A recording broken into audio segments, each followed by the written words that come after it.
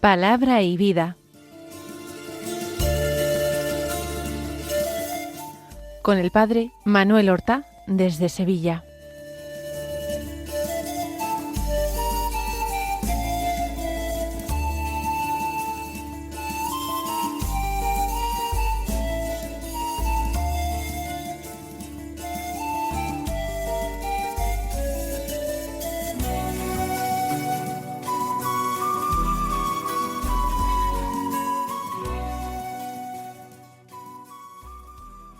En el nombre del Padre, y del Hijo, y del Espíritu Santo. Amén. Alabados sean Jesús y María.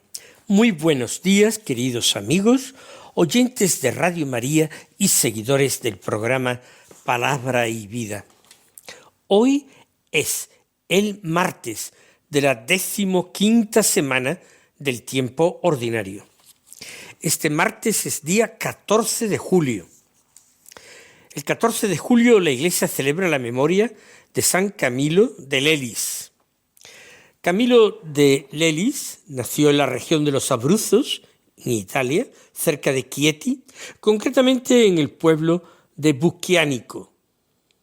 Su padre era militar profesional y él también ingresó en el ejército participando en distintas campañas militares. Según las crónicas de la época, era un hombre de una gran estatura, cercana a los 2 metros. Tenía un temperamento apasionado, impulsivo, y en el ejército adquirió un gran vicio. Los soldados, para matar el tiempo, estando en campaña, se dedicaban a jugar entre ellos, apostando. Y él pues adquirió este vicio del juego y fue perdiendo todo lo que tenía y todos sus ahorros. De tal manera que cuando salió del ejército se encontraba en la pobreza más absoluta. Cuando tenía 25 años, estuvo trabajando un tiempo para frailes capuchinos y allí vivió una gran conversión. Se sintió llamado por el Señor a la vida religiosa y pidió su ingreso en la orden de los capuchinos. Pero arrastraba de años anteriores una llaga incurable en una pierna y por ese motivo no quisieron admitirle los capuchinos. Esa enfermedad parecía un obstáculo insalvable para convertirse en religioso. Pero la providencia divina le abrió el camino que Dios esperaba que él recorriera. Estaba siendo atendido en Roma en el hospital de Santiago de los Incurables. Y ahí se dio cuenta de la triste situación de los enfermos. Con poquísima higiene, muy abandonados, el personal muy poco preparado, muy poco delicado y sensible, con mucha falta de humanidad. Y eso le movió a entender que su vocación era atender a los enfermos y que los enfermos necesitaban no solo o principalmente médicos, medicinas, remedios, sino necesitaban sentirse amados por Jesucristo. Por eso él empezó a servir a los enfermos y fue reuniendo compañeros que se le unían. A estos compañeros les enseñaba que a cada enfermo había que atenderlo como si fuera una madre que cuida a su único hijo enfermo.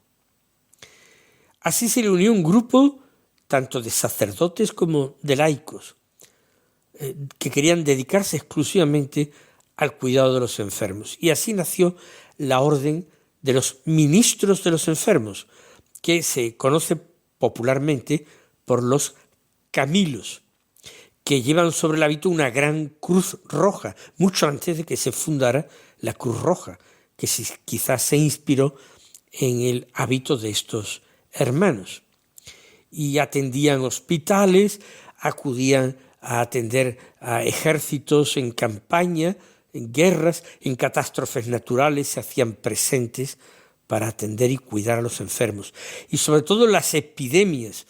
Varios de los primeros compañeros de San Camilo murieron precisamente sirviendo a los apestados.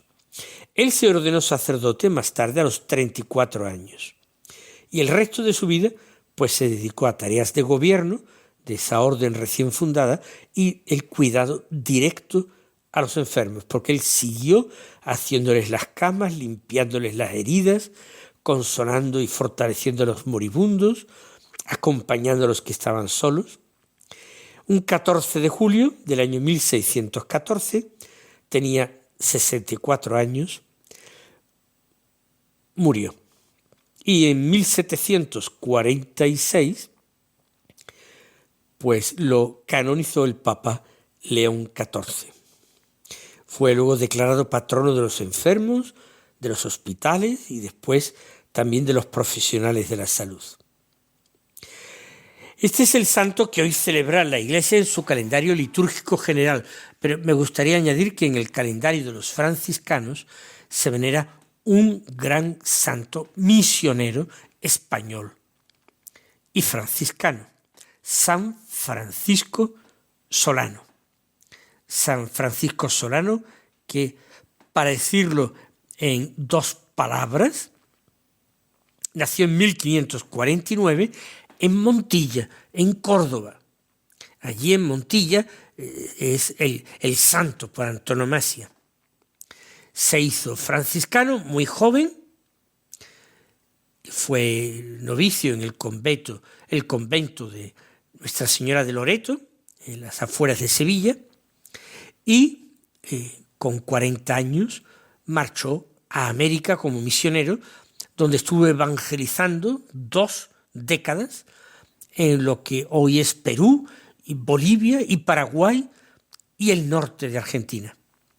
Aprendía con mucha facilidad las lenguas indígenas, les tocaba el violín, cosa que les atraía mucho a los indios, y les anunciaba el Evangelio. Murió en Lima en 1610. Fue rigurosamente contemporáneo de San Camilo de Lelis. Francisco Solano nació un año antes y murió 4 años antes. Pues vamos entonces a escuchar la palabra de Dios que se proclama en la liturgia de la misa del día. Ya sabemos que el Evangelio es según San Mateo, hoy del capítulo 11, los versículos 20 al 24, que dicen así: En aquel tiempo se puso Jesús a recriminar a las ciudades donde había hecho la mayor parte de sus milagros, porque no se habían convertido. ¡Ay de ti, Corozaín! ¡Ay de ti, Betsaida! Si en Tiro y en Sidón se hubieran hecho los milagros que en vosotras, hace tiempo que se habrían convertido cubiertas de sayal y ceniza. Pues os digo que el día del juicio le será más llevadero a Tiro y a Sidón que a vosotras. Y tú, Cafarnaúm, ¿piensas escalar el cielo? Bajarás al abismo. Porque si en Sodoma se hubieran hecho los milagros que en ti, habría durado hasta hoy.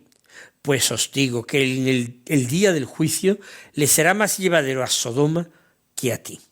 Pues vamos a meditar este texto en diálogo con el Señor, a quien le decimos: Señor Jesús, hoy escuchamos palabras tuyas que nos impresionan profundamente por su dureza. Estamos acostumbrados a contemplarte lleno de misericordia, acogiendo a los pecadores, perdonando, consolando. Pero hoy oímos esa voz tuya exigente, firme, advirtiéndonos del peligro de cerrar el corazón a la gracia. Tú no amenazabas para infundir miedo, sino para despertar a los hombres de ese sueño de la indiferencia. Danos, Señor, la humildad de escuchar hoy estas palabras como dirigidas también a nosotros. Dice el Evangelio que te pusiste a recriminar a las ciudades donde habías hecho la mayor parte de tus milagros. No se trataba de pueblos desconocidos, sino aquellos que habían tenido el privilegio de haber sido visitados por ti, que habían podido escuchar tus predicaciones, contemplar tus milagros. Corozaín, Betsaida, Cafarnaúm estaban situadas en torno al lago de Galilea. Cafarnaúm subsisten sus ruinas. De Corozaín y Betsaida ni siquiera sabemos la ubicación exacta. Han desaparecido totalmente. Aquellos pueblecitos habían contemplado tus caminatas por sus caminos, habían escuchado tu voz en sus sinagogas, habían visto los milagros que realizaste. Y eso, Señor, nos hace pensar que nosotros en nuestra propia vida también hemos recibido muchísimo. Quizás desde niños hemos escuchado tu evangelio, hemos recibido la Eucaristía y antes el bautismo y la confirmación. Hemos recibido seguramente el sacramento de la penitencia en muchas ocasiones y hemos tenido sacerdotes que nos han predicado la palabra de Dios y han dado su testimonio de fe. Puede ser que incluso hayamos tenido la gracia inmensa que yo mismo he tenido de peregrinar a Tierra Santa y recorrer esos lugares, los mismos en que tú anunciaste el Evangelio del Reino. Y no seremos también nosotros habitantes, sin saberlo, de Corozaín y de Betsaida o de Cafarnaúm, porque tú lanzas un ay contra esas ciudades, un ay que no nace del enfado, sino del dolor. Es el lamento de quien ve cómo el enfermo o el herido rechaza el cuidado que quiere prestársele. Tú lloraste también sobre Jerusalén antes de tu pasión, porque no habías reconocido el tiempo de tu visita. Aquí lloras sobre estas ciudades porque el amor que les habías ofrecido no encontró respuesta, una respuesta proporcionada. Se piensa que unas ruinas que han aparecido con una gran sinagoga de piedra basáltica negra podrían ser ruinas de Corozaín. No se sabe. Esas ruinas de cualquier forma son de edificios y de la sinagoga construida siglos después de Cristo. Lo mismo se diga de Betsaida, lugares que hoy permanecen en silencio. Y nombras también, Señor, a Tiro y a Sidón, antiguas ciudades fenicias, importantes puertos comerciales abiertos al Mediterráneo, ciudades ricas. Y dice el Evangelio, Señor, que tú las considerabas, que si se hubieran hecho en ellas los milagros y si hubiese recibido la predicación que en esas otras ciudades judías mencionadas, se habrían convertido y habrían hecho penitencia. Señor, esto nos obliga a revisar nuestros criterios, porque a veces pensamos que quienes están lejos de la Iglesia jamás cambiarán. Sin embargo, tú conoces el interior de cada corazón. Hay personas aparentemente alejadas, pero que conservan una enorme capacidad para acoger tu gracia. Mientras que los que vivimos muy cerca de las cosas santas, podemos terminar acostumbrándonos a ellas, hasta perder la capacidad de admirarnos. Se habrían cubierto de sayal y de ceniza signos externos que expresaban el arrepentimiento. El sayal era una tela muy áspera y muy incómoda. La ceniza recordaba cómo la vida pasaba. Tú, Señor, no buscaste simplemente gestos exteriores, sayal y ceniza. Querías la conversión de los hombres. Hablas después, Señor, del juicio. Y no es una amenaza arbitraria. El juicio consiste en que La verdad saldrá plenamente a la luz. Cada uno aparecerá tal como ha respondido al amor recibido. Quien recibió mucho y no quiso dar fruto, tendrá una responsabilidad mayor. Tus palabras, Señor, nos recuerdan que la gracia nunca es indiferente. Siempre pide una respuesta. Por eso es importante acoger las gracias. Si en Sodoma se hubieran hecho los milagros que en las otras ciudades, Sodoma habría subsistido hasta hoy. Luego dirige, Señor, tu mirada a Cafarnaúm, una ciudad que fue durante buena parte de tu vida pública, pues el centro de tus viajes misioneros, tu propia casa en la vivienda de Pedro. Allí enseñaste en su sinagoga, allí curaste a la suegra de Pedro, curaste al siervo del centurión, al paralítico que bajaron sus amigos desde el tejado hasta donde te encontrabas, quitando las tejas de la casa. Allí curaste a un endemoniado. Sus calles, Señor, habían escuchado multitud de veces tus pasos. Y le increpas diciendo, piensas escalar el cielo, bajarás al abismo. ¡Qué peligro tan sutil, Señor! Nos previenes contra él, el de la autosuficiencia espiritual. Nosotros quizás podamos pensar que por el hecho de pertenecer a la Iglesia, de escuchar la palabra de Dios, de practicar algo, acudiendo al templo, por haber conocido algo de doctrina en la catequesis, por haber recibido ya gracias, tenemos asegurado el derecho a entrar en el reino de los cielos. Pero tú nos recuerdas, Señor, que la verdadera grandeza a tus ojos consiste en vivir precisamente con humildad, abiertos a hacer tu voluntad cada día. Sodoma, que he nombrado antes, pues simboliza a una humanidad que rechaza radicalmente a Dios, que vive en gravísimos pecados, como nuestra sociedad. Nuestra sociedad se parece más todavía a Sodoma que a Cafarnaúm. Y resulta impresionante escuchar cómo tú dices que Sodoma hubiera permanecido hasta hoy si hubiera contemplado los milagros que tú realizaste en Cafarnaúm. Lo que prueba, Señor, que no basta con ver milagros. Muchos contemplaron tus milagros y no cambiaron de vida. El milagro es solamente una puerta. Es algo que debe tocar el corazón, pero es el corazón de quien decide entrar el que resulta decisivo.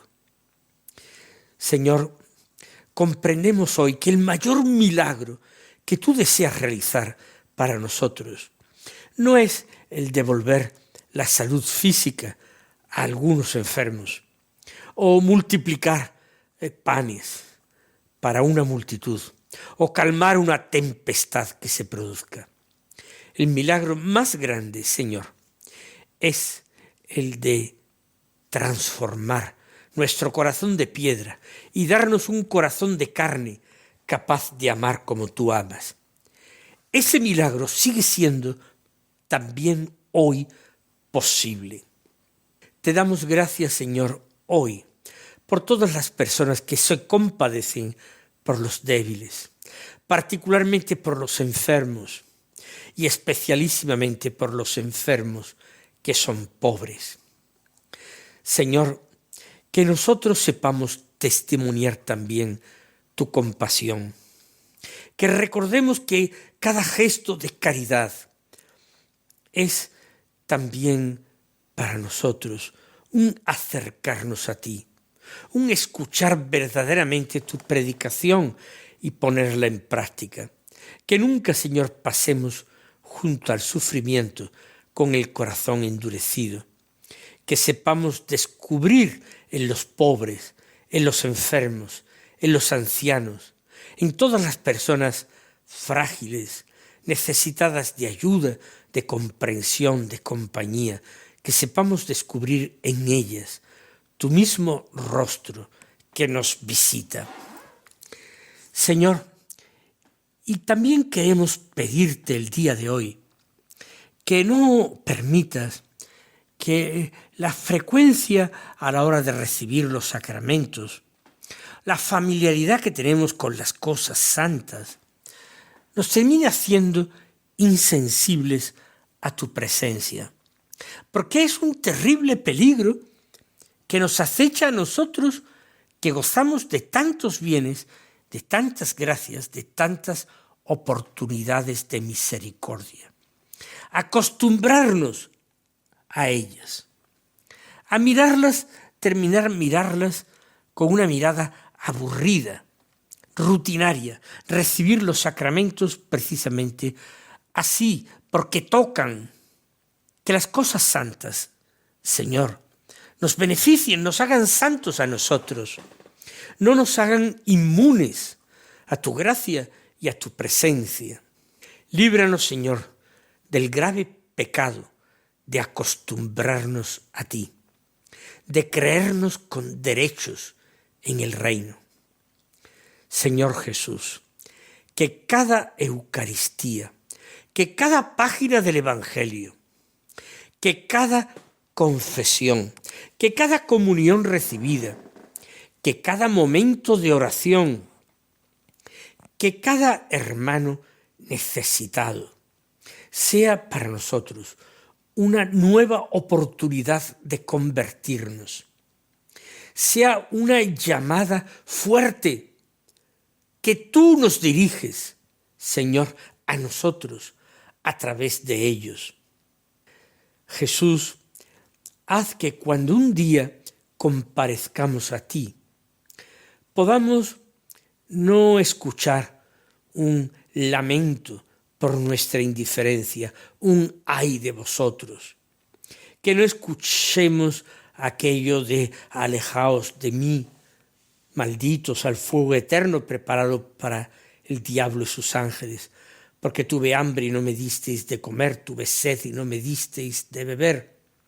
Estuve enfermo y no me visitasteis, desnudo y no me vestisteis, en la cárcel y no vinisteis a verme. No, Señor, haz que cuando comparezcamos un día ante ti, podamos escuchar más bien aquellas palabras que todos nosotros anhelamos escuchar. Ven, siervo bueno y fiel, porque tuve hambre y me disteis de comer, tuve sed y me disteis de comer.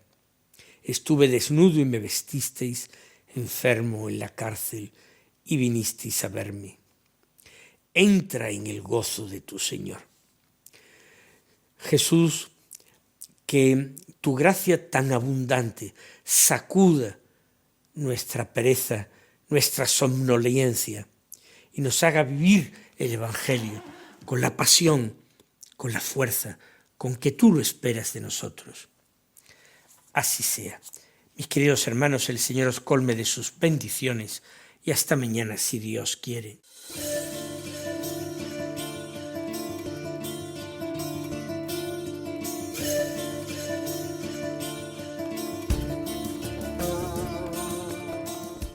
Han escuchado en Radio María Palabra y Vida, un programa que dirige el Padre Manuel Horta.